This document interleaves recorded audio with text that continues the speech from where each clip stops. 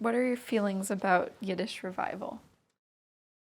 So I think the term is sort of problematic. I know I used it earlier because it's so available, but to think first of all that there's like, right, for a revival there has to be death, and like, did Yiddish die? No, people kept saying it was dead or going to die or being revived. But I think, to my mind,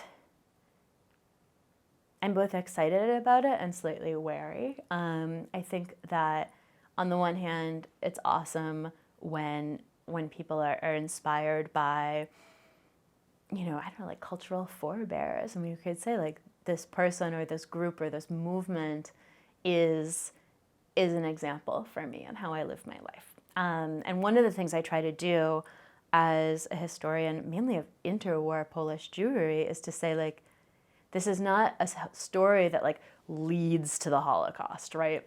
The people I study thought about their future in so many different ways, and individuals thought about multiple options for themselves like anyone else. Like, am I going to do this? Am I going to do this? Am I going to stay in Poland? And am I going to move to Palestine? Like, what's that going to look like?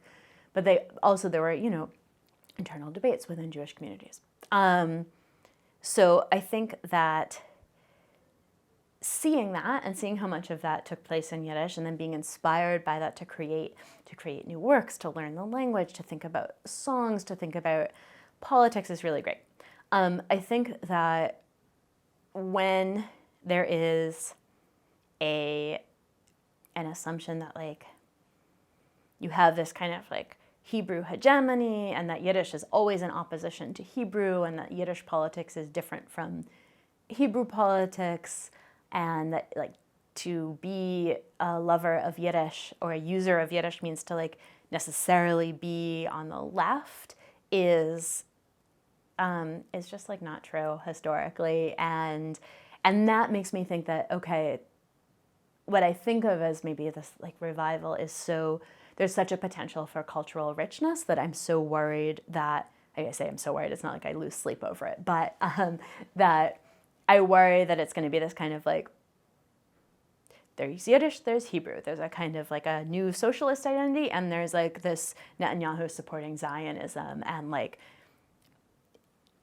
that's like, so it's so derivative, it's so not historically accurate, and it's kind of like the opposite of what I try to do in my work. That said, when people get into Yiddish and they start composing Yiddish music and they're inspired by, labor organizing that took place in Yiddish, and they want to kind of build a better future with that as an inspiration, more power to them. I'll just be the one being like, well, it was a little more complicated than that.